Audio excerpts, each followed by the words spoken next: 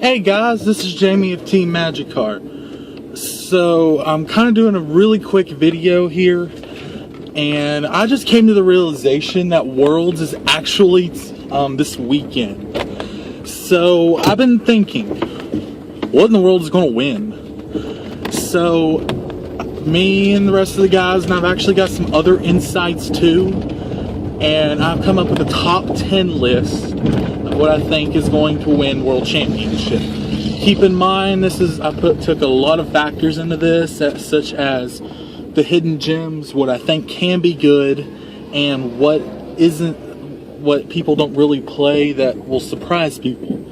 And where this is a top 10 list, I've also got some of my opinion in with this as well. So I'm going to be driving down the road, and I'm actually going to be talking to you guys about this. So I want to give a couple of honorable mentions first. I think these decks are good. They probably will surprise a couple of people, but I don't think they're exactly top tier decks to be able to win. First, I want to give a shout out to Night March. That's Brandon's favorite deck, actually. Night March is a good deck. It may actually surprise some people. Another one I want to go with is Mega Gardevoir. Mega Gardevoir is a really good deck. The only thing that's keeping it from winning is basically metal, because hitting for weakness with a deck that is nothing but fairy type Pokemon, which Gardevoir has to depend on completely fairy types, I don't think it'll actually be able to win that way. Another one is Archie's Blastoise. Now, we've seen people be able to take this in, so Keldeo, Blastoise, Deluge may actually make a return. But with this, I think not so much, because Archie is really hard to pull off. I have ever yet to actually pull off an Archie, but fair enough, I've never actually tried. And my last honorable mention, I'm going to give to Dragon Rayquaza. Dragon Rayquaza actually hits for a lot of damage. My friend Levi actually pulled it off with a 4-4-1 at Nationals. So it may win, it may not, but that's, I don't know. Anyway, I'm going to go ahead and get to the top 10. Number 10, I have the runner-up from Nationals, and that is Wailord Suicune. Wailord is a 250 HP basic Pokemon, so it's just going to act as a wall, so you have a mill deck. But I have it down at number 10 because Wailord just surprised a lot of people. I don't think it can really be competitively viable again, so I kept it at number 10 because of that. So people may actually be like, hey, I love this deck, this is great, but it may win, it may not. So I have number 9, which is a deck that's been played for 2 years and actually made the runner-up for Nationals last year. And it's one of my personal favorite decks, and that's Yveltal Darkrai. Sorry guys. Yveltal Darkrai hitting for 20 plus 20 more for each energy that you have.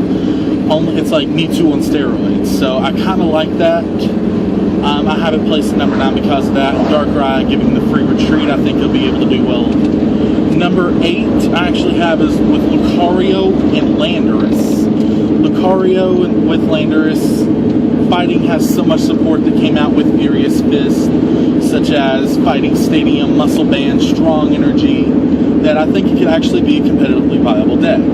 I've seen a lot of it at Nationals whenever I got placed in the lower part of it because my deck just wasn't really that good. But I've actually went and improved it now, so I think I could probably do better now. But Landorus and Lucario, I think it could do well. The reason I don't put it up higher is because it struggles with Megas. And Megas are going to be everywhere, so he's chilling down at number 8. Number 7 I have with Primal Kyogre. Now, Primal Kyogre doesn't hit hard enough, but it's a good slow down tech type of thing to be able to attach. So you basically do 150, you can attach 2 energy per turn and be able to rotate those energies whenever Primal Kyogre gets knocked out. So you sit there and attach, and then you start moving your energy around. So I think that would be really, really good, because Primal Kyogre actually managed to make it at 1 in the senior division. I'm also factoring in all divisions for this list. So if the one I say will win but doesn't win in Masters, it may win in juniors or seniors. I don't know. There's just so many decks that's in the game right now, I just really can't call it. At number 6 I have Primal Groudon. I place Groudon above Kyogre because Groudon has all the fighting type support. such as Fighting Stadium, and it has Muscle Band, which you're not going to use Muscle Band, you're going to use a Spirit Link. But Groudon can't be pulled off of the bench with Lysander, it can't be hit no Toxic Laser, so I think it'll be able to do very well with that. So now we're getting into the top 5. My number 5 pick is going to be a Metal variant. Metal is ridiculously good because, first of all, there are so many different attackers that can go in with it. You have the usual Dialga that can be able to hit for 170, and then you can use Keldeo to rush in, and then Metal Link's energy onto it, and then retreat, and then start getting the one-hit knockouts. So that's really good. Then you have Aegislash that you can just put up as a wall, and then with Aegislash, you're just knocking everything out. Sorry guys, I'm a little bit distracted here. So number 5 I'm going to place with the Metal deck. I think it'll be really, really good. But I have 4 more that I think could actually win it. Number 4 I'm going to place Manectric. Manectric is ridiculous. For 2 energy, it can hit for 120 damage, and there's so many things that actually have lightning weakness, such as Yveltal, Mega Rayquaza, Lugia, just so many different things. So if it has a tool on it, you can just tool it yourself with Headringer if it doesn't have a tool. So you can also use Mega Manectric to be able to energy accelerate and be able to get more damage on that way. So I have Manectric chilling at number 4. Number 3, I have a Seismitoad variant. Wait, Jamie, what the heck? Why isn't it number 1? Well, here's the reason I don't put it number 1. Look at the last 10 years in standard Pokemon. The deck that wins Nationals doesn't win Worlds. I don't know why. I mean, the best example was last year when Brandon Salazar, that was his name. He won with a counter deck using Landorus, Raichu, and Garbodor. And then for the World Champion, we saw Virizion Genesect, and that's what won. So Seismitoad is a really good deck. I think I'm going to give it the bronze in this, but I'm looking at history with this as well. I think it could win. It may win. I don't want it to win, but we're going to see. Number 2 is Virgin. The reason being is because people actually seen, oh, we got Wailord here. Let's try to run Wailord. And then Seismitoad is still a thing. So I think people's going to be trying to come up with ways to be able to counter Seismitoad. So with Seismitoad, you're going to have Virizion Genesect to be able to keep it in line. If Virizion Genesect, if one good deck of it can make it past 3 or 4 rounds and start getting against the Toads, I think that it could actually pull off the victory in the long run, as long as you can keep Seismitoad in check.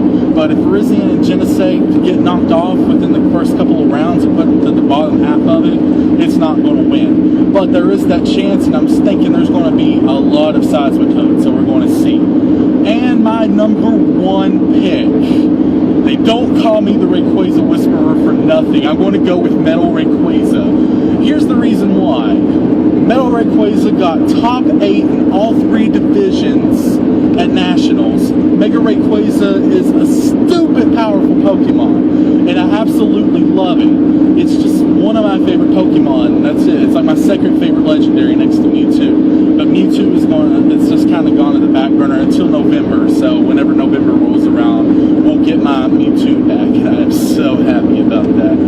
But you can accelerate it and you'll be able to get it powered up turn 1. If you get the right hand, you can have all 8 Pokemon down turn 1. It's not impossible. I've actually pulled it off in a tournament. I did it like this past weekend in Louisville. I did it for the League Challenge, and I managed to get a top 4 spot because of it. And nobody for some reason was expecting Mega Rayquaza. I don't know why. It's a good deck. But anyway, that is my top 10, guys.